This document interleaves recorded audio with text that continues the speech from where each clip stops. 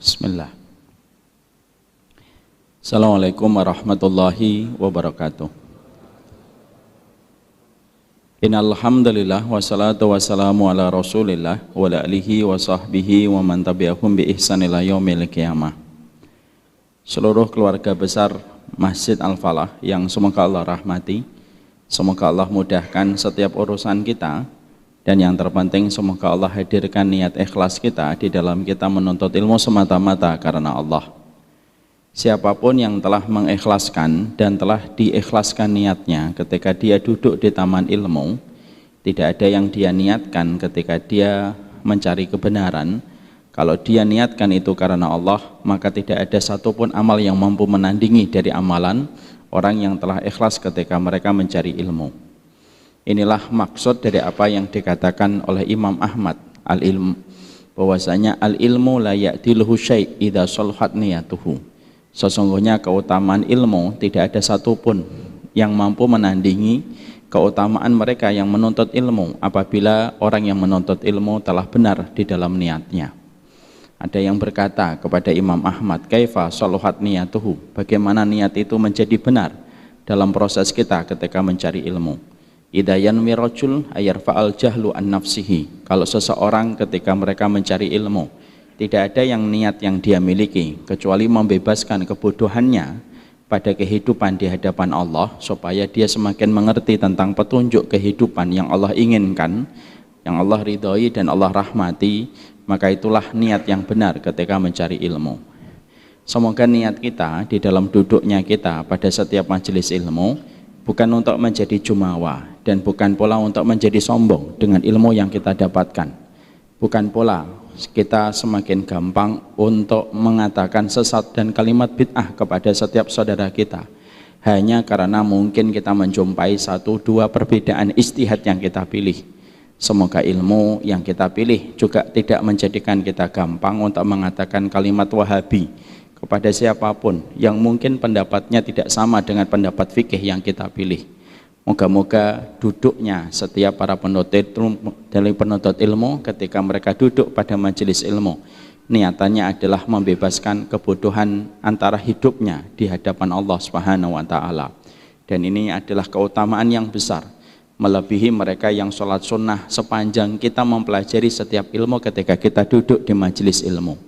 Kalau ada di antara kita yang sedang duduk di majelis ilmu, lalu ada orang yang sholat membersamai kita, sholat 2 rakaat salam, 2 rakaat salam, sampai majelis ilmu ini selesai, ditutup dengan kafaratul majelis, maka ketika yang sholat ikhlas, yang duduk di majelis ilmu itu ikhlas, maka kalau dua-duanya ikhlas, maka sesungguhnya yang duduk di majelis ilmu jauh lebih besar keutamaannya daripada mereka yang sholat sunnah sepanjang kita duduk di majelis ilmu. Inilah yang menjadikan kita memohon kepada Allah setiap waktu supaya kita diberikan oleh Allah keikhlasan dalam proses kita menuntut ilmu. Semoga Allah menganugerahkan kepada kita kebenaran dan semoga kita istiqomah di atas jalan kebenaran, karena jalan kebenaran itu jalan yang panjang. Yang letih akan terasa letih, yang lelah akan merasa lelah, yang bosan akan bosan, dan banyak yang berputar balik ketika tidak siap dengan konsekuensi dari jalan kebenaran, dan tidak ada yang tersisa kecuali mereka yang bersabar. Allah tidak mewajibkan kita sampai di ujung jalan kebenaran dari setiap ilmu yang kita pelajari, tapi Allah mewajibkan kita mati di atas jalan kebenaran yang kita imani dan kita yakini dari apa yang kita pelajari dari kitabullah dan sunnah. Semoga Allah menganugerahkan kematian husnul khatimah.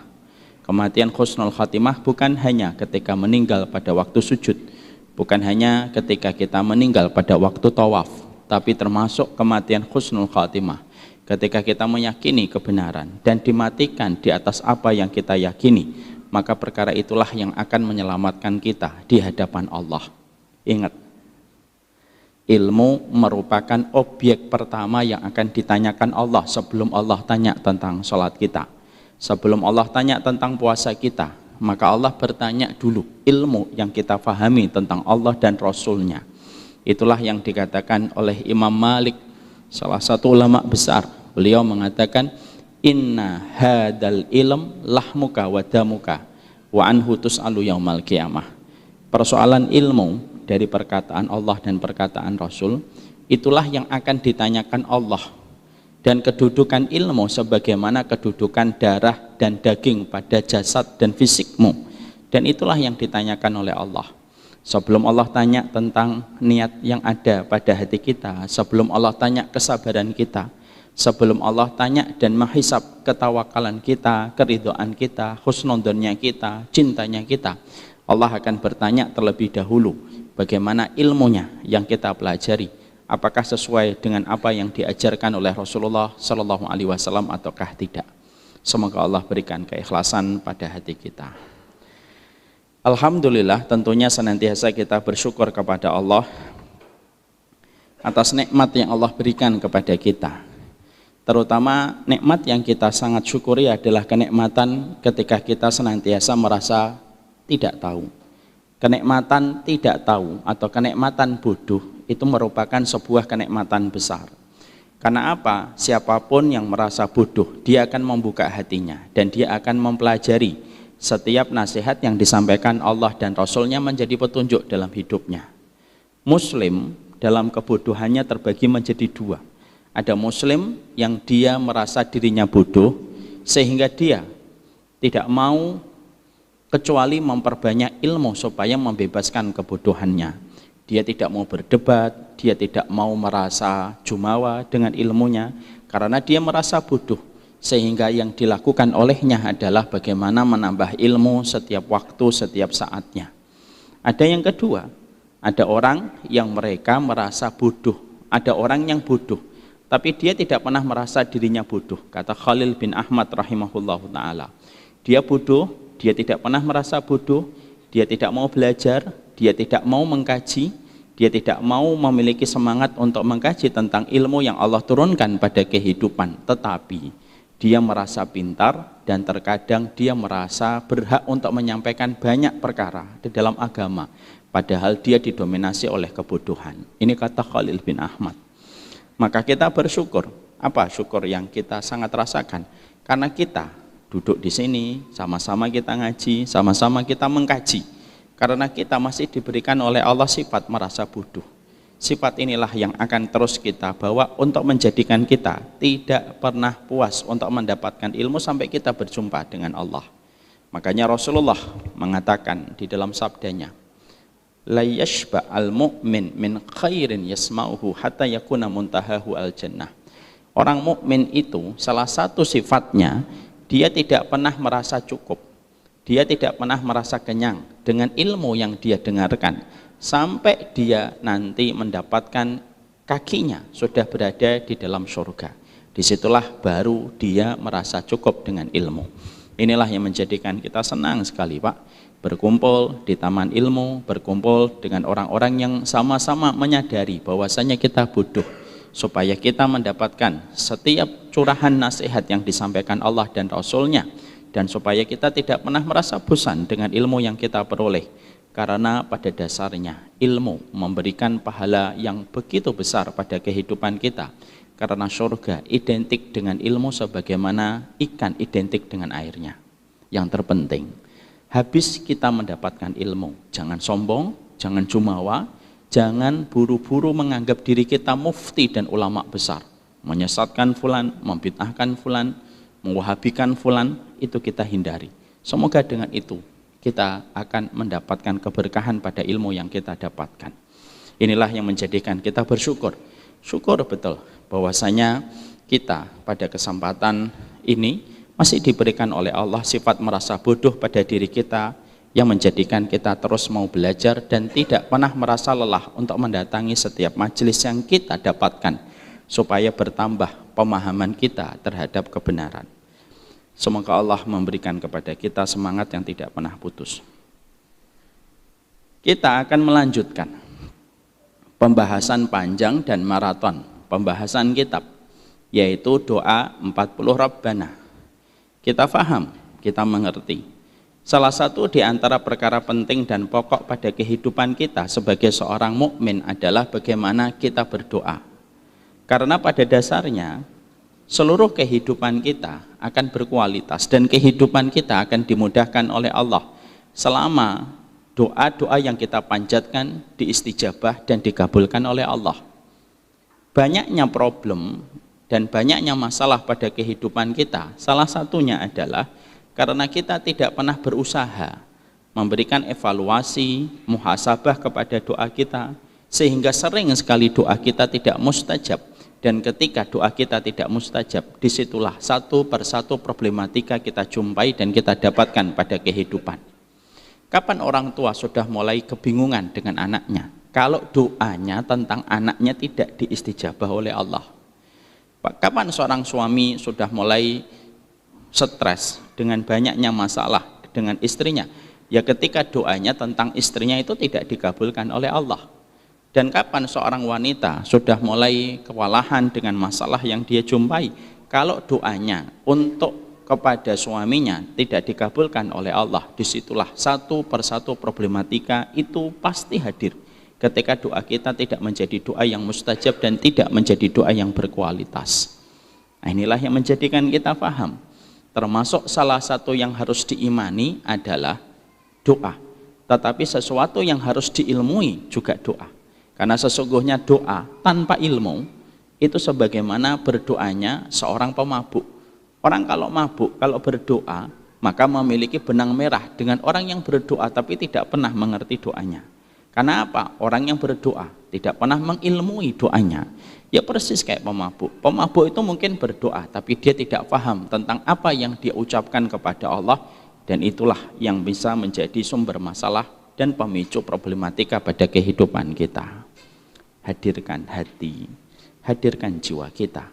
Karena doa kalau sudah dikabulkan dan menjadi berkualitas, separuh kehidupan lebih yang kita miliki akan dibantu oleh Allah dengan doa-doa yang Allah perdengarkan dari kehidupan kita. Makanya Nabi itu berlindung. Nabi itu berlindungnya dari 4 perkara. Kalau seorang nabi sampai berlindung dari sesuatu, itu menunjukkan bahwasanya perkara yang nabi meminta perlindungan darinya itu perkara besar yang mengganggu urusan akhirat dan urusan dunia. Apa yang diminta oleh nabi ketika beliau meminta perlindungan kepada Allah? 4. Antum sebagian pasti sudah hafal dengan doanya. Allahumma inni a'udzubika min ilmin la yanfa wa qalbin la yakhsha wa du'ain la yusma wa nafsin la tashba. Nabi itu meminta perlindungan itu 4. Berarti 4 perkara ini merupakan bencana besar kalau kita tidak diberikan perlindungan dari 4 perkara ini. Apa 4 perkara yang Nabi sampai berdoa, sering melazimi perlindungan, doa perlindungan ini di dalam lisan beliau ketika beliau meminta perlindungan kepada Allah? Pertama, Nabi itu berlindung dari ilmu yang tidak bermanfaat. Ilmu yang tidak membuahkan ketaatan, ilmu yang tidak merubah kita, maka itu merupakan musibah besar, tragedi. Makanya Nabi berdoa, ya Allah, aku berlindung dari ilmu yang tidak bermanfaat. Allahumma inni a'udzubika min ilmin la yarfa wa qalbin la yakhsha. Yang kedua, hati yang tidak pernah khusyuk. Salat, fisiknya salat, tetapi hatinya, jiwanya terbang entah kemana. Mungkin beliau berzikir, tapi hatinya tidak bersama dengan lantunan zikir yang dia ucapkan. Wa qalbin la yakhsha. Hatinya itu terdistract, hatinya itu terganggu dengan banyak frekuensi yang menjadikan hatinya jarang sekali memikirkan Allah. Itu sesuatu yang dikhawatirkan oleh Nabi. Hati yang tidak khusyuk ketika hatinya jarang terkoneksi dengan Allah. Nabi khawatir, itu menjadi tragedi besar. Yang ketiga, wa Allahumma inni a'udzubika min ilmin la yanfa wa qalbin la yakhsha wa du'ain la yusma. Yang ketiga, Nabi menyebutkan doa yang tidak dikabulkan oleh Allah. Jadi setelah Nabi menyebutkan perlindungan dari ilmu yang tidak bermanfaat, Nabi meminta perlindungan dari hati yang tidak pernah khusyuk, disejajarkan Nabi dengan doa yang tidak dikabulkan oleh Allah. Yang keempat, dari nafsu yang tidak pernah merasa kenyang. Nafsu itu ketika terus ditanggapi dan terus dipenuhi. Dan itu perkara 4 yang diminta perlindungan oleh Nabi ketika beliau meminta perlindungan kepada Allah. Menunjukkan kepada kita, hati-hati, doa yang tidak dikabulkan oleh Allah itu sumber masalah pada kehidupan dunia dan akhirat. Na'udzubillah min dzalik. Kita ambil sebuah perenungan. Seseorang berdoa, Allahumma inni as'alukal jannah. Tapi doanya misal menjadi bagian dari doa yang tidak dikabulkan oleh Allah, bukankah nasibnya di akhirat itu sangat terancam kalau doanya ketika minta surga nggak dikabulkan sama Allah? Bukankah kalau ada di antara fulan berdoa Rabbana firli wali walidayya, doanya ditolak sama Allah, bukankah terancam orang tuanya di dalam kubur ketika di dalam kubur orang tuanya menunggu doa tetapi doa sang anak tidak diterima sama Allah? Maka itulah yang menjadikan Syekh Utsaimin, ulama besar, berkata, hadirkan hatimu, berikan kesungguhanmu mempelajari setiap doa. Karena video lucu, ada orang karate, belajar karate sampai 10 tahun, keluar dari padepokannya, bertengkar sama orang, dia pasang kuda-kudanya, yang dihadapi satu geng motor, Pak. Satu geng motor melihat orang lagi pakai kuda-kuda, dia nyantai aja, dipersilahkan orang itu pakai kuda-kuda. Setelah orang yang silat karate itu mempersiapkan dengan kuda-kudanya, yang satunya mempersiapkan tembakan, langsung duor, dalam seketika langsung meninggal dunia. Karatenya 10 tahun langsung habis, Pak. Itulah gunanya senjata.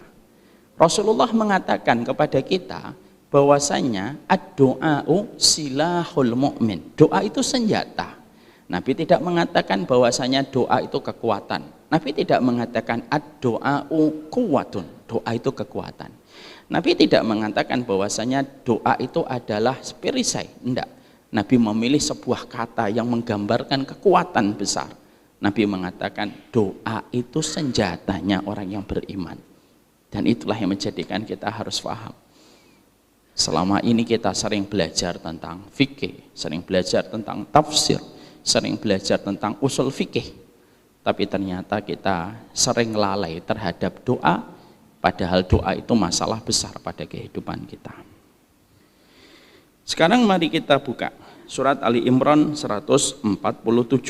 Bagi yang tidak memiliki buku, silahkan dibuka bukunya, surat Ali Imran 147. Bagi yang membawa bukunya, dibuka halaman 194.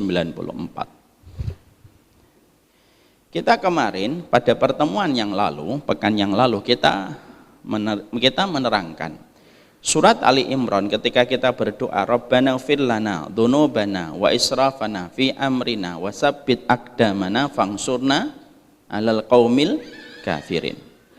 Kita telah mengetahui bahwasanya doa ini merupakan doa yang diucapkan ribbiyun, orang-orang yang bertakwa, ketika terjadi peperangan pada masa Rasulullah dengan perang Uhud.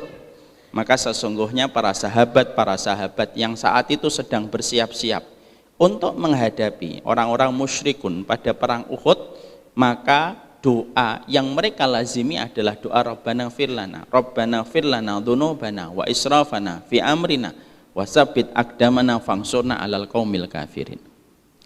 Kita tentunya sudah mempelajari pada poin yang pertama, apa munasabah, apa korelasinya sampai para sahabat ketika menghadapi perang besar yang disebut dengan perang Uhud, maka sesungguhnya justru yang menjadi doanya mereka tidak langsung to the point, mengatakan fangsurna 'alal qaumil kafirin, tapi dimulai dari permintaan ketika mereka mengucapkan Rabbana ighfir lana dzunubana. Padahal kan secara logika kita, kalau kita melihat relevansinya ketika para sahabat menghadapi musuh dalam perang Uhud, harusnya ketika kita berdoa langsung to the point, yaitu fangsurna 'alal qaumil kafirin, berikanlah kami kemenangan. Tetapi kenapa justru Ribbiyun, para sahabat-sahabat yang bertakwa, ahlul ilmi, ketika mereka terlibat dalam perang Uhud menghadapi orang kafir yang saat itu dihadapi di dalam peperangan itu, justru mereka berdoa dengan Rabbana ighfir lana dzunubana dulu.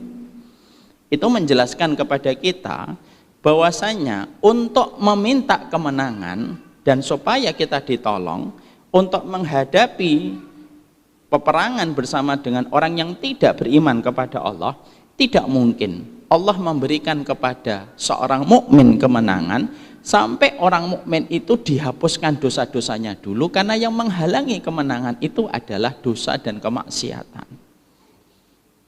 Makanya Al-Alusi rahimahullahu ta'ala, salah satu ulama di dalam mufassir atau di dalam tafsir atau mufassir, Beliau itu berkata, salah satu bentuk kesombongan orang yang minta menang pada kehidupan, tapi dia tidak meminta kepada Allah supaya diampuni dosanya oleh Allah. Kenapa?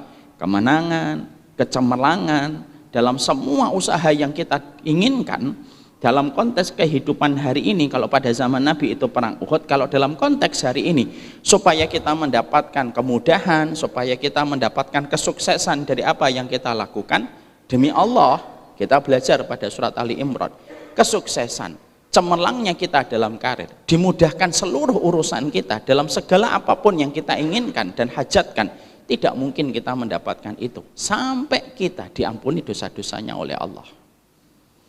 Itu menjadikan kita akhirnya paham, itulah pentingnya memohon ampunan kepada Allah setiap waktu dan setiap saatnya.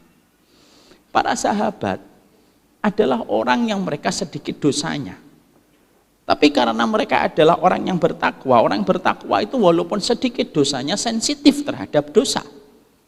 Orang kalau fajir, lawannya orang yang bertakwa. Orang fajir itu dosanya banyak, tapi tidak sensitif terhadap dosanya.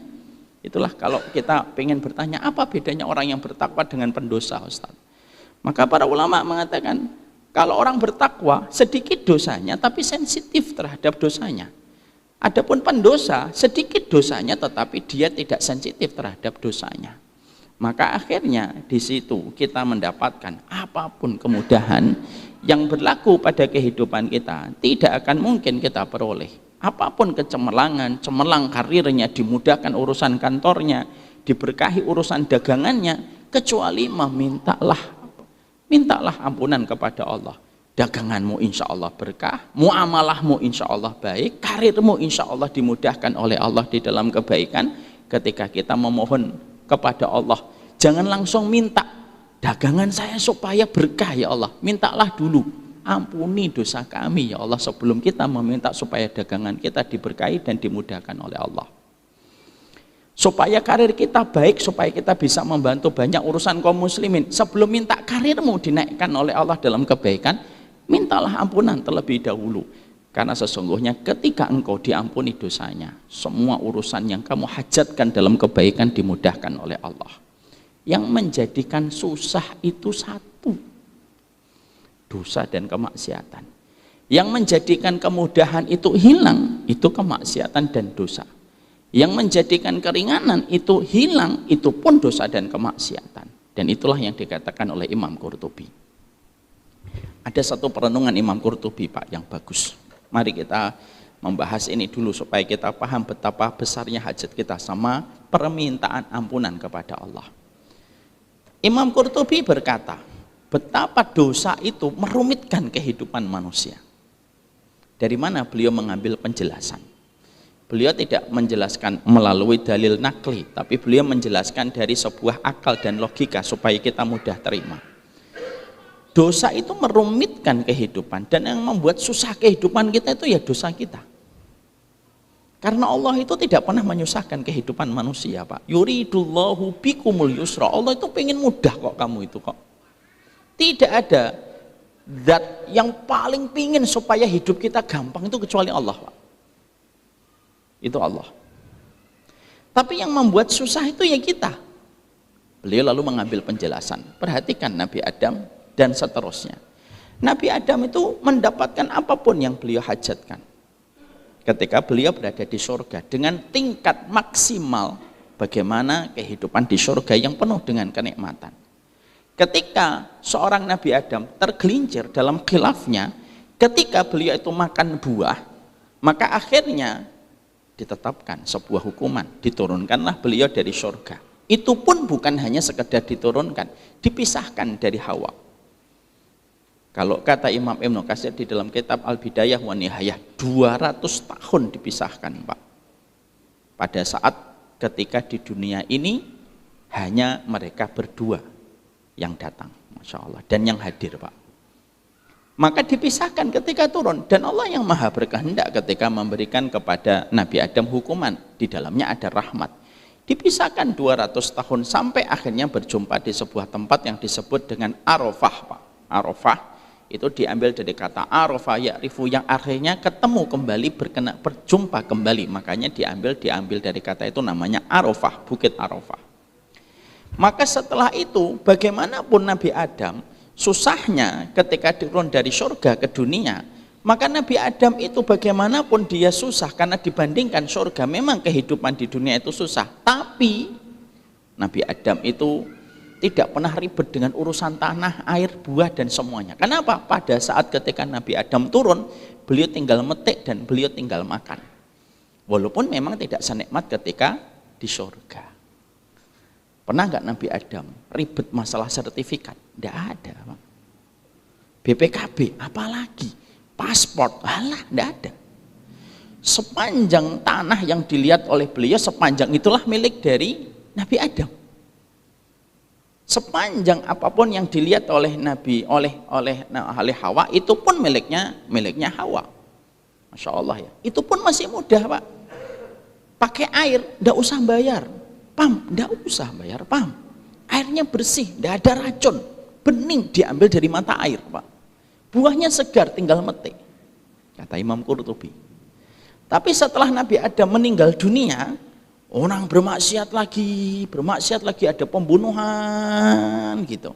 Akhirnya kemudahan yang didapatkan kakek moyang kita Nabi Adam, lalu akhirnya merosot lagi. Yang dulunya tinggal petik, tidak perlu, kemudahan yang didapatkan kakek moyang kita Nabi Adam, lalu akhirnya merosot lagi. Yang dulunya tinggal petik, tidak perlu nanam, yang dulunya tinggal nyembelih setiap ada kambing, setiap ada domba, tinggal nyembelih dan tidak perlu menunggu sampai besar. Maka ketika dosa dan kemaksiatan sudah banyak dilakukan manusia, apa yang terjadi? Beberapa generasi setelahnya sudah mulai mengalami perubahan. Agak sulit daripada Nabi Adam. Mau pakai mangga, mau pakai buah, harus nanam dulu. Ketika pengen makan daging, harus ngerawat dulu. Tapi itu pun pada saat itu masih mudah dibandingkan generasi setelahnya. Bukannya berhenti dari maksiat, terus bermaksiat lagi. Yang akhirnya jadi tambah susah lagi. Akhirnya kita mengalami masa-masa yang tambah berat dengan banyaknya dosa. Simple, semakin kamu berdosa, disebutkan Imam Ibnu Qayyim, semakin rumit hidupmu dengan dosa. Akhirnya terus sulitnya tambah susah, Pak. Dan kalau kita boleh jadikan kias adna atau analogi sederhana, kita dengan kakek kita aja sudah beda, Pak. Perhatikan kakek nenek kita sebelum adanya masalah LGBT, Pak. Sebelum adanya masalah zina yang bertebaran di banyak tempat tahun 80-an, Pak. Maka kehidupan kakek nenek kita itu kalau kita lihat itu bersahaja. Ya, mereka punya sawah, perginya jam 6:30, pulang 3:30 habis asar, anaknya 8, anaknya 10, sekolah semua, Pak. Dan itu pun ketika maghrib rame musola. Ketika habis maghrib bapak-bapak pada di pinggir-pinggir musola ngobrol sambil nunggu isya, Pak. Padahal anak mereka 8, tapi tidak pernah pusing, Pak. Jadinya bapak-bapak ini semuanya jadi. Dan itu ketika orang tua kita dimudahkan oleh Allah. Rumahnya 200 meter, 300 meter, Pak. Dan tidak ada utang mereka. Ketika kehidupan mereka mudah banget. Ketika tahun 80-an berganti 90-an, berganti tahun 2000-an, banyak dosanya. LGBT, homo, zina. Kita dipaksa untuk memaklumi semua dosa-dosa itu. Apa yang terjadi? Susah, Pak. Hari ini terkadang pengen punya rumah 60 meter aja. Utang itu kadang-kadang sampai 10 tahun bayarnya. Dan itu terus menjadi sulit dan menjadi susah. Makanya akhirnya kata Imam Qurtubi, belajar dari Nabi Adam. Dan setelah Nabi Adam, dari situlah Imam Qurtubi lalu berkata, yang menjadikan susah itu bukan Allah, yang menjadikan susah itu kita. Kita yang bermaksiat, kita yang akhirnya melakukan dosa. Sampai kemarin beberapa hari yang lalu, Pak, ada salah satu pasangan datang ke kantor kita. Mereka ngaji ke kantor kita. Kalau bapak-bapak kan belum pernah datang ke tempat saya, kan? Tidak apa-apalah, saya maklumi lah, semoga diampuni dosa-dosanya. Maka sesungguhnya ada beberapa jamaah yang datang, lalu ada yang konsultasi. Maka yang konsultasi bersama istrinya sedih betul. Saya lalu berkata sama beliau, ketika beliau pernah melakukan sebuah perbuatan dosa besar. Saya berkata sama beliau, apa yang membuat antum susah? Beliau diam. Apa yang membuat antum susah? Allah yang membuat antum susah? Enggak Ustaz. Apa yang membuat antum susah? Dosa saya sendiri yang membuat saya susah. Itu. Berapa banyak keluarga yang asalnya adem, tentrem, baik, ketemu dengan anaknya setiap waktu, istrinya menyambut senyuman. Lah, dia terkena fitnah dosa. Kenal perempuan, zina sama perempuan, hilang. Senyuman istrinya menjadi hilang. Bagaimana anak-anaknya menjadi terguncang sering melihat ibunya nangis, lalu akhirnya anak-anak mereka dalam kondisi bingung, lalu anak-anaknya mereka menjaga jarak dengan bapaknya, karena merasa bapaknya melukai ibu mereka. Susah.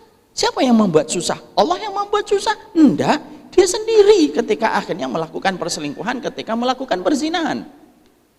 Ada orang yang terkadang sudah dikasih tahu riba itu merupakan dosa besar. Utang aja sudah menggelisahkan kita, apalagi hutang atas nama riba. Kita yang tidak paham, kita yang tidak mau percaya sama Allah, kita yang tidak mau menikmati proses, ambil itu hutang. Sudah gitu kita pakai riba. Susah. Dengan berbagai macam target yang harus dipenuhi, dengan berbagai macam term pembayaran yang harus segera dipenuhi. Akhirnya apa? Dia tidak bisa tidur, dia tidak bisa jenak satu persatu. Aset yang dimiliki akhirnya diambil paksa ketika tidak bisa bayar utang. Siapa yang membuat ribet masalah hidupnya? Allah. Tidak mungkin lah Allah itu membuat kita susah, Pak. Kalau Allah membuat kita susah, Pak, Allah tidak pantas mensifati dirinya dengan sifat Ar-Rahman. Tapi karena Allah zat yang kita cintai dan kita sujud kepadanya, Allah mengatakan sifatnya itu Ar-Rahman dan sifatnya Ar-Rahim. Mustahil Allah itu membuat kita susah. Yang membuat susah itu kita dengan dosa. Itu yang menjadikan akhirnya kita itu bermasalah. Anak tidak mau berbakti kepada orang tua. Ternyata kalau dibedah, di breakdown, oh ternyata orang tuanya yang tidak pernah memberikan kewajiban kepada sang anak. Lalu anak bertumbuh kembang dengan memori buruk dari bapaknya ketika bapaknya tidak pernah memeluknya, tidak pernah mengajaknya bermain, sibuk dengan urusan kantornya setiap waktunya, sekalinya pulang buka handphone, anaknya jauh dan membangun barrier dengan bapaknya. Lalu ketika sang anak dewasa dan anak tidak lagi memberikan baktinya kepada orang tua sedih. Tapi siapa yang buat sedih? Allah atau kamu? Kita, Pak, ternyata. Jadi semua kerumitan pada kehidupan manusia itu dimulai dari dosa dan kemaksiatan. Makanya kaedahnya orang beriman sederhana, cuma dua aja. Apa yang Allah perintahkan, jalani. Apa yang Allah larang, tinggalkan. Apalagi yang haram, Pak, yang makruh aja sudah menjadikan kita bermasalah. Apalagi yang haram. Karena kita harus paham. Allah tidak mungkin meletakkan sesuatu dan melarang sesuatu kecuali kebaikannya kembali untuk kita selaku manusia dan hambanya. Allah mah tidak butuh kemaslahatan karena Allah pemilik kemaslahatan. Allah itu tidak butuh supaya tertolak dari kemadharatan karena Allah itu maha kuat. Tapi Allah ketika melarang itu bukan kembalinya kepadanya tapi kembalinya kepada kita, Pak. Itulah betapa rumitnya kehidupan kita kalau kita sering menawar-nawar dosa dan maksiat. Saya pernah sampaikan di sini, Pak. Masih ingat dulu ketika kita sampaikan satu materi, Pak. Ada materi yang saya sampaikan. Kita ambil contoh. Ada perkara makruh dalam agama. Makruh. Makruh aja kalau kita menerjangnya. Yang bayar kompensasi dari perkara makruh yang kita terjang itu kita sendiri, Pak. Contoh, saya ambilkan contoh yang paling gampang. Begadang. Begadang itu haram atau makruh? Atau mubah, Pak? A. Makruh, B. Haram, C. Mubah. Begadang itu haram, makruh atau mubah, Pak? Sudahlah, Pak, kita akhiri kajian kita aja, Pak. Begadang, Pak. Saya mau jawab, Ustaz, tapi saya suka begadang. Ayo, nggak apa-apa. Siapa yang mengatakan begadang itu makruh, Pak? Angkat tangan, Pak. 1, 2, 3, 4, 5, banyak lah. Yang mengatakan haram? Tidak ada. Oh, ada. Yang mengatakan mubah? Ada, insyaallah. Maka para ulama dan para fuqaha mengatakan begadang itu makruh. Tidak apa-apa, Pak, salah. Yang penting sudah berusaha. Daripada yang tidak berusaha sama sekali. Maka berdasarkan kepada sebuah hadis Rasulullah, kana Nabi sallallahu alaihi wasallam fi makna, kana Nabi yakrahul hadis ba'dal isya. Nabi itu tidak suka ngobrol habis isya. Nabi itu nggak suka ngobrol habis isya. Akhirnya dari hadis ini, kalau tidak salah Bukhari atau Muslim saya lupa, dari hadis ini para fuqaha mengatakan begadang saharul layal itu makruh, Pak. Coba, kita makruh itu dosa atau tidak? Dosa. Diem lagi. Makruh itu dosa atau tidak? Dosa. Enggak dosa. Makruh itu enggak dosa. Ya, apalagi kalau makruhnya makruh tanzih, makruh yang mendekati boleh, enggak dosa. Walaupun bagi orang yang beriman lebih baik meninggalkan. Jangan mentang-mentang, oh enggak apa-apa makruh. Itu bukan omongan orang beriman kalau begitu.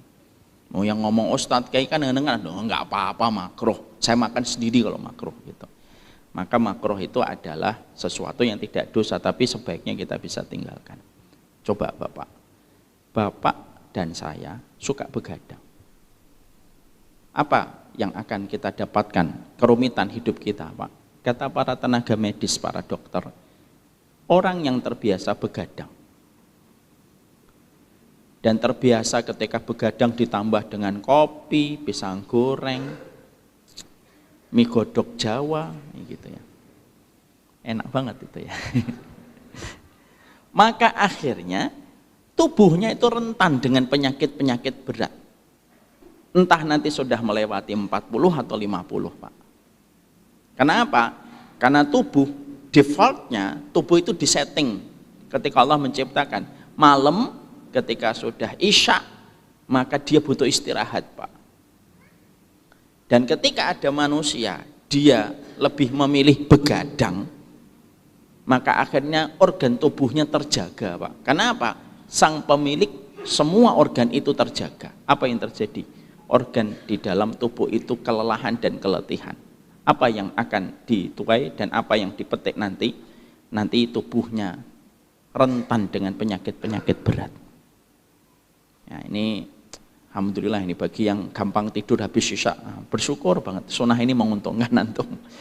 Tapi di situ kita mendapati, loh kalau perkara makruh saja, akhirnya bisa merumitkan kehidupan kita. Dan berapa banyak orang ketika mereka didiagnosa penyakit, salah satu pemicu dari penyakitnya itu dikatakan, Bapak ini sukanya begadang, Bapak ini sukanya ini perkara makruh saja. Maka akhirnya bisa merumitkan kehidupan kita. Apalagi perkara haram, Pak. Maaf ya Pak, mungkin masih kalau ada yang masih ngerokok. Memang kalau saya memilih pendapat bahwasanya rokok tidak boleh. Tapi mungkin ada sebagian yang mengatakan rokok itu makruh. Oke, nggak apa-apa. Tapi coba ngerokok terus-menerus. Apa yang kita dapatkan? Rumit, Pak. Ketika kita tua akhirnya mulai batuk-batuk. Saya punya 2 saudara yang meninggal karena kanker paru-paru.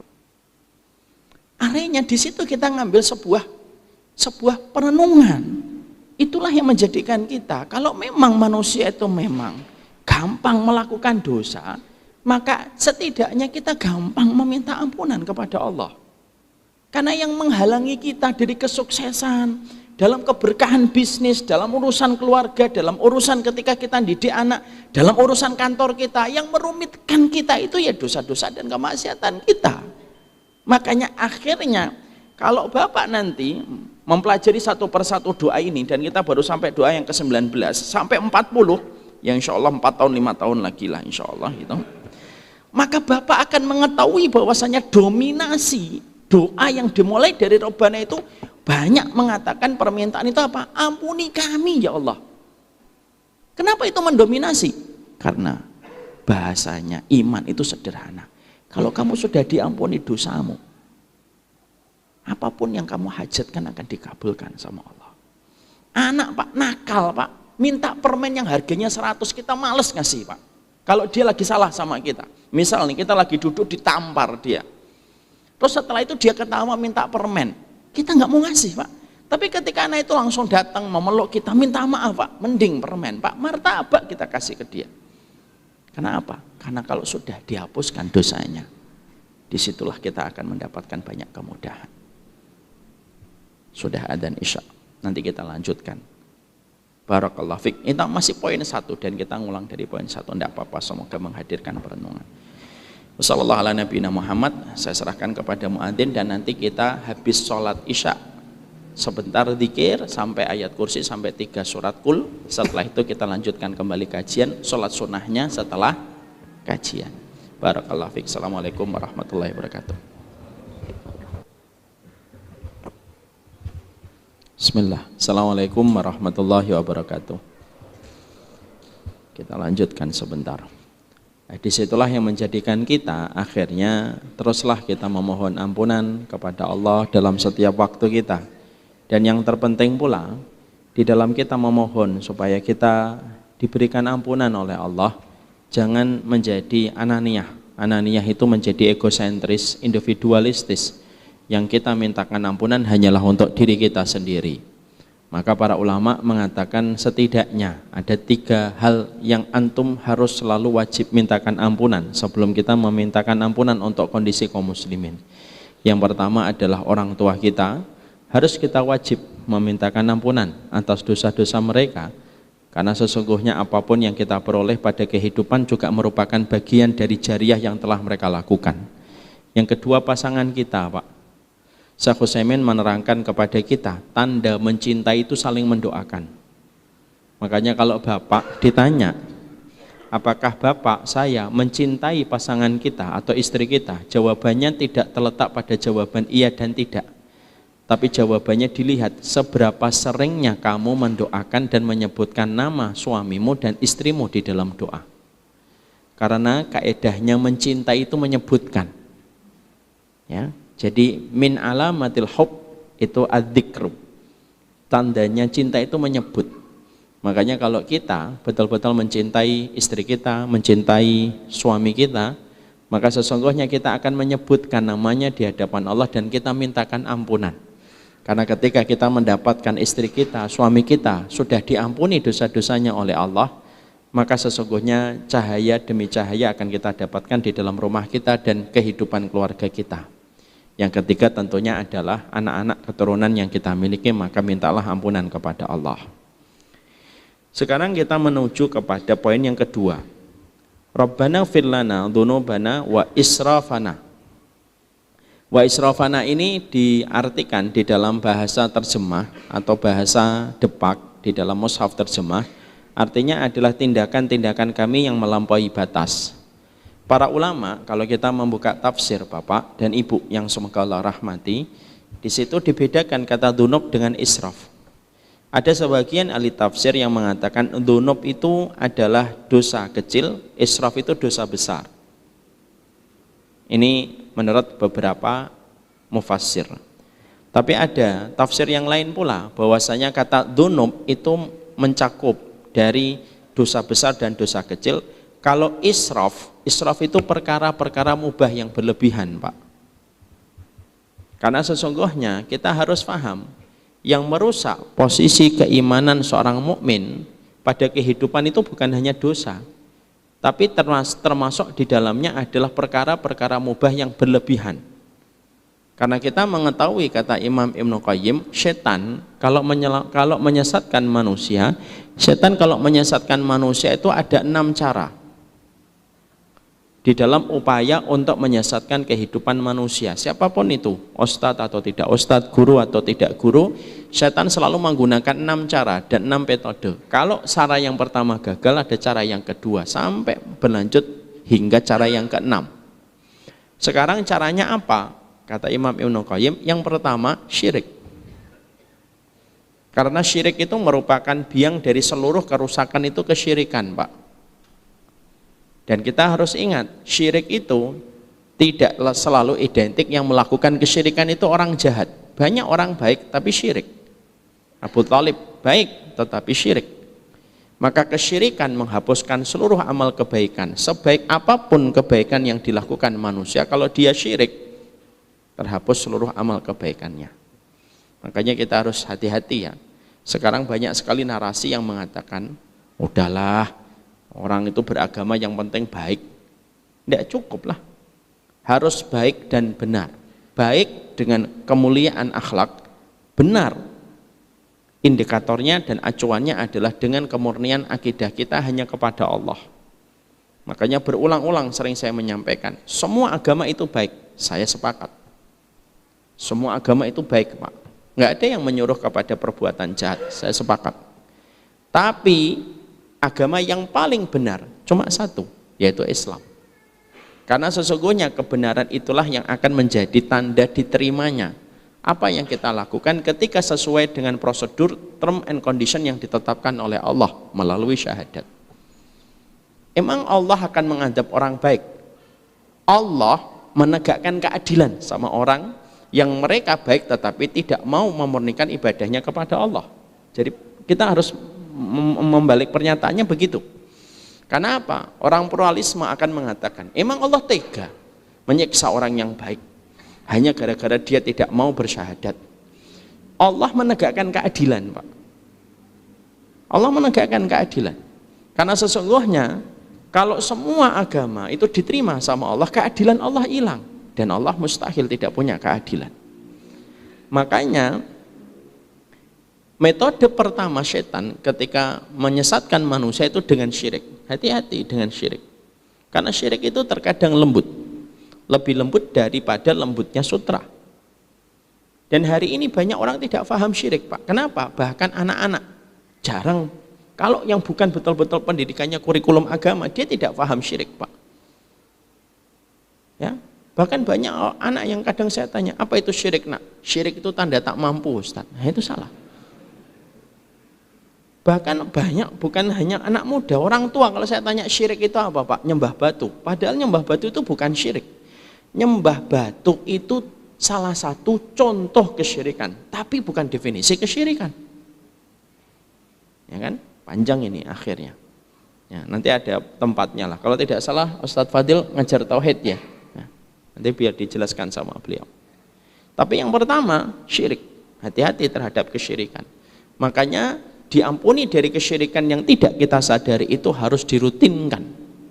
Karena kita tidak pernah sadar apakah kita melakukan syirik atau tidak.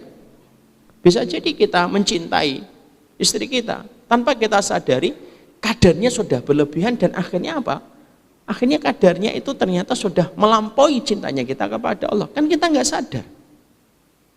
Kalau kita tahu kita makhluk yang sering tidak sadar karena kita bodoh dan tidak tahu kadar yang kita lakukan, mintalah kepada Allah. Aku berlindung dari kesyirikan yang sadar dan aku tidak sadar. Allahumma inni a'udzubika an usyrika bika syai'an a'lamuhu wa astaghfiruka lima la a'lamuhu. Sudah hafal doanya? Insya Allah sudah hafal. Syirik. Kalau syirik ini gagal, orang tidak mau berbuat syirik, setan membuat lubang berikutnya. Lubang berikutnya yang dilakukan oleh setan itu apa? Ketika syirik, Bapak menghindar. Bapak memasang benteng pelindungnya. Maka yang kedua, yaitu adalah perkara yang tidak disunahkan oleh Rasulullah, yaitu adalah bid'ah. Bid'ah mukafirah. Bid'ah yang jelas nyata bid'ah, bukan bid'ah dalam konteks perbedaan para ulama. Konteks perbedaan para ulama tidak bisa disikapi bid'ah, Pak. Apalagi perbedaan itu merujuk kepada perbedaan-perbedaan para ulama dari kalangan tabi'in atau tabi'ut tabi'in. Tidak bisa lah. Tidak bisa kayak gitu. Tidak bisa dikatakan itu bid'ah kalau ranahnya perbedaan para ulama, terutama para ulama ahlul ilmi dari kalangan salaful ummah. Tidak bisa dikatakan bid'ah. Kalaupun kamu mengatakan bid'ah, itu menurut madhab yang kamu ikuti. Tapi belum tentu di madhab yang lain yang diakui itu adalah bid'ah, karena itu bisa jadi adalah amalan yang dilakukan di madhab itu. Makanya kewajiban kita harus mempelajari madhab, Pak, supaya kita tidak gampang untuk menyesatkan orang. Lalu ketika menyesatkan orang, kita mengatasnamakan Nabi. Itu salah satu hal yang paling rancu hari ini. Meminjam namanya Rasulullah untuk nyesatin saudaranya atas perkara yang masih menjadi titik perbedaan para ulama. Tidak bisa lah, Pak. Karena apa? Banyak sekali perbedaan para ulama yang menjadikan akhirnya para ulama memiliki konsep di dalam memilih pendapat itu berbeda-beda antara satu ulama dengan ulama yang lainnya. Kita tidak bisa paksakan, Pak. Yang bisa kita lakukan adalah pilih pendapat yang paling benar menurut kita. Tapi jangan kamu nistakan dan jangan kamu nafikan kebenaran pada pendapat yang tidak kamu pilih. Ya, saya pernah ada seorang ikhwan ngobrol dengan saya, dia agak mengajak debat. Lalu dia mengatakan sama saya tidak ngambil Imam Syafi'i Ustaz, saya ngambil para salaful ummah. Loh, Imam Syafi'i itu salaf. Dia itu tabi'in. Gimana sih antum konsepnya? Jadi banyak yang kita tuh masih bingung ketika mengatakan kalimat yang tidak sunnah itu, kadang-kadang kita tuh bingung gitu. Karena apa? Kita terburu-buru menjadi mufti sebelum proses sabar menjadi penuntut ilmu. Dan saya wanti-wanti nih kepada para guru. Para ustadz itu harusnya paham, kalau punya karakter murid-murid kayak gitu, para ustadznya yang harus mengkondisikan murid-muridnya. Jangan gampang nyesatin ya. Harusnya begitu. Bukan malah menyuburkan dan mendiamkan. Karena apa? Hati-hati Pak. Kalau sudah kata sesat, pada perkara yang masih menjadi ijtihad dan perbedaan para ulama, hati-hati. Itu konsekuensinya tidak sedikit, itu konsekuensinya besar. Kenapa? Kehormatan Ka'bah saja masih kalah dengan kehormatan seorang mukmin. Ya. Makanya Rasulullah pernah tawaf, lalu Rasulullah mengatakan wa inna la hurmatal mu'min a'dham min hurmatik. Rasulullah lagi tawaf. Lu sampingnya itu Ka'bah. Rasulullah berkomentar. Rasulullah bersabda, Rasulullah bersabda, sungguh kehormatan seorang mukmin itu lebih gede daripada kehormatan dirimu wahai Ka'bah. Padahal Ka'bah, Pak. Sepakat kita gimana Ka'bah? Keagungannya, kemuliaannya, kesuciannya Ka'bah. Tapi kata Rasulullah dalam sabdanya yang sahih, beliau menempatkan kehormatan seorang mukmin itu lebih tinggi daripada kehormatan Ka'bah. Tidak bisa, Pak. Makanya maaf sekali lagi ya, bid'ah-bid'ah yang sepakat bahwasanya ini merusak. Nah, itu yang memang betul-betul nanti itu menjadi strateginya syaitan. Yang ketiga, kalau ini gagal, syaitan datang yang ketiga, Pak. Yang ketiga apa? Dosa-dosa besar. Dan kita sudah pernah membahas dosa-dosa besar itu bukan hanya mencuri, berzina, banyak dosa-dosa besar itu. Jumlahnya lebih dari 60 dosa-dosa besar yang kita harus paham. Dayus itu dosa besar. Bapak membiarkan kemaksiatan terjadi pada keluarga Bapak. Dayus itu keluarga besar. Sombong dengan ibadah yang kita lakukan itu termasuk dosa besar.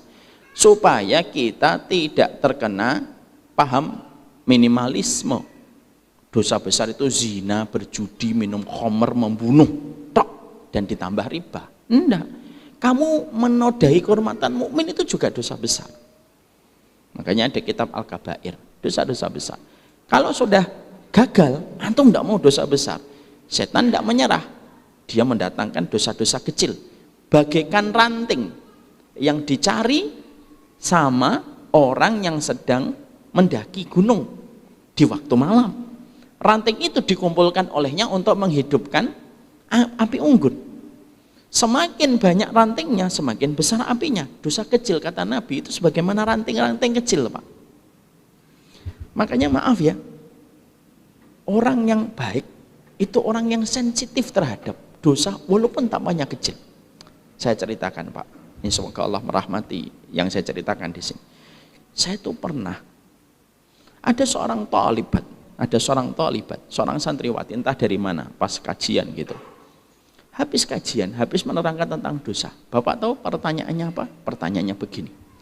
Ustadz yang semoga Allah rahmati, saya pernah ngurus urusan KTP.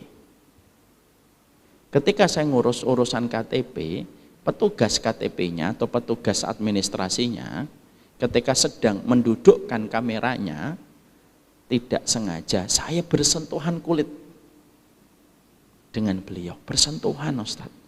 Tapi semenjak itu saya gelisah, gimana caranya saya dosanya diampuni sama Allah. Coba Bapak gemeter nggak melihat bacanya? Sentuhan KTP, nggak sengaja sentuhan KTP, sentuhan kulit dengan petugas administrasi, Pak. Di mana kita hidup pada zaman hari ini, orang begitu gampang ketika kulitnya disentuh sama laki-laki yang bukan mahram. Itu kan luar biasa. Saya tuh ketika lihat itu, tim saya, ada beberapa orang yang saat itu juga membaca, Masya Allah, itu tersentuhnya nggak sengaja sama petugas administrasi ketika mau membuat KTP. Loh, sentuhan tidak sengaja doang, itu menjadikan beliau itu tanya, apakah saya berdosa? Kalau berdosa, bagaimana saya diampuni sama Allah? Makanya akhirnya setan itu akan terus, kalau kita tidak mau dosa besar, biasanya dosa-dosa kecil.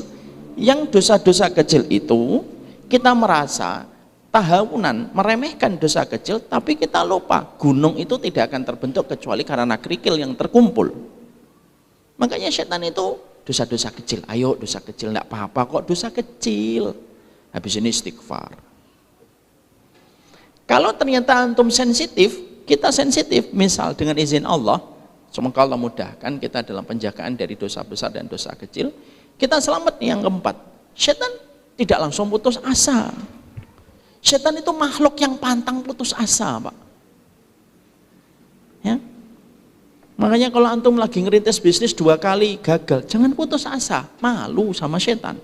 Yang dakwah juga gitu. Dakwah kalau sekali 2 kali nggak diterima, normal lah. Maka yang kelima, dia tidak putus asa. Apa yang dilakukan setan?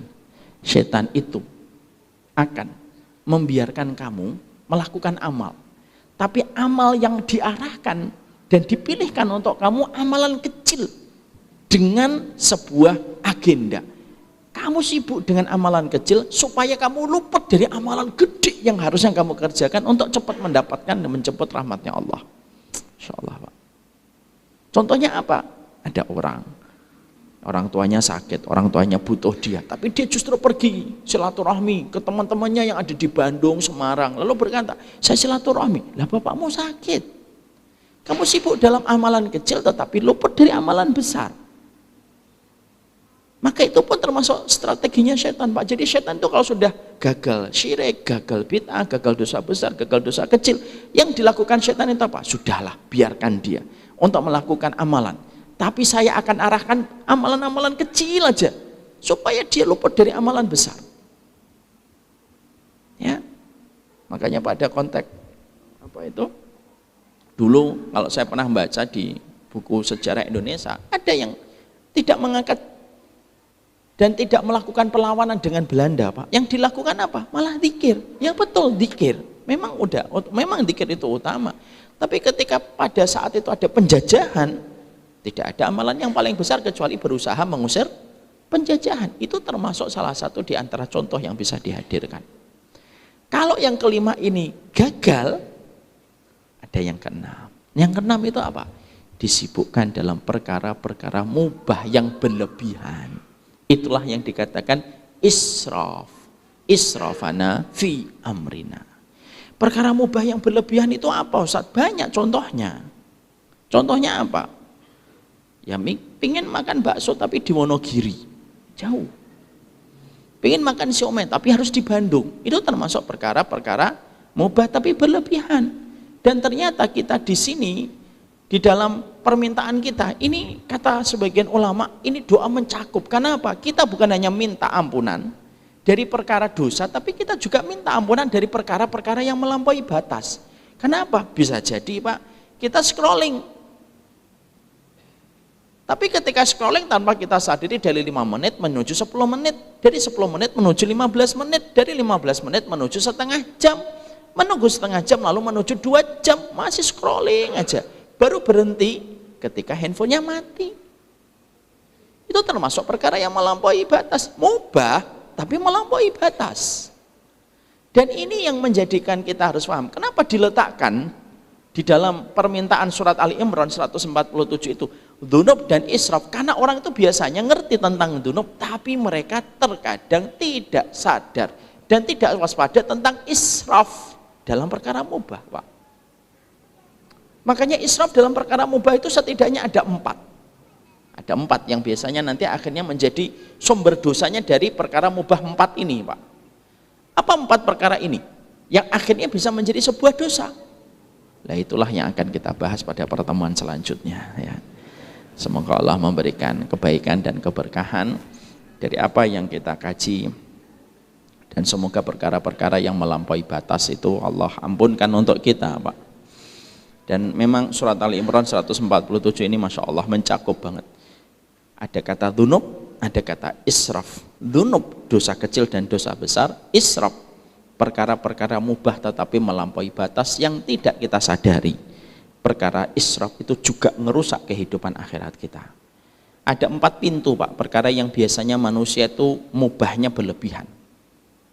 Ada tambahan lagi 5, ada sebagian ulama, kalau Imam Ibn Rajab mengatakan 4, kalau sebagian ulama ada yang mengatakan tambahan lagi yang kelima. Nanti kita bahas apa 4 perkara yang biasanya orang itu berlebih-lebihan, dan 4 perkara ini biasanya menjadi gerbang pertama terjadinya banyak dosa-dosa yang terjadi pada kehidupan manusia. Itulah indahnya surat Ali Imran 147. Makanya Masya Allah, satu persatu Pak, kita sudah mulai menghafalkan doa-doa ini. Akhirnya hati kita bisa menghadirkan maknanya. Mari kita tutup dengan kita melafadzkan doa pada surat Ali Imran 147. Rabbana ighfir lana dzunubana wa israfana fi amrina wasabbit aqdamana wangsurna alal qaumil kafirin. Insyaallah ya. Sudah hafal ya Pak? Sudah insyaallah. Kalau doa sebelumnya sudah hafal? Sudah. Rabbana innaka ta'lamu ma nukhfi wa ma nu'lin wa ma yakhfa 'ala Allahi min syai'in fil ardi wala fis sama. Hafal kan? Hafal insyaallah. Doa yang pertama kali kita mulai waktu kajian perdana. Rabbana fil lana Rabbana firli wali walidayya walil mu'minin yauma yakumul hisab. Udah 3 doa Pak. 2 sudah selesai, 1 masih pembahasan. Dihafalkan. Semoga kita menghadirkan doa itu dalam setiap untaian kalimat kita, dan saya tutup dengan sebuah pengingat untuk diri saya dan kita semuanya. Mintalah ampunan setiap waktu, dan jangan lupa ibu bapakmu, pasangan hidupmu, keturunanmu. Mintakanlah ampunan kepada Allah, semoga mereka diampuni oleh Allah, karena keberkahan orang yang sudah diampuni oleh Allah akan memberikan kepada kita kejutan besar pada kehidupan setelah kita dan orang-orang yang kita cintai diampuni dosa-dosanya oleh Allah. Ini yang dapat saya sampaikan. Ternyata Pak Haiban tidak ada, berarti tidak ada pertanyaan. Jadi ini yang kita sampaikan. Insya Allah kita selesaikan dulu doa ini. Masih ada 3 poin yang akan menjadi pembahasan kita. Nanti kalau 5 poin ini sudah kita bahas, baru kita buka dengan tanya jawab. Ini yang kita bisa sampaikan. Wassallallahu ala nabiyina Muhammad walhamdulillahi rabbil alamin. Semoga Allah ampuni kita, ampuni dosa orang tua kita, ampuni dosa pasangan kita dan keturunan anak kita. Subhanakallahumma wa bihamdika asyhadu an la ilaha illa anta astaghfiruka wa atubu ilaik. Assalamualaikum warahmatullahi wabarakatuh.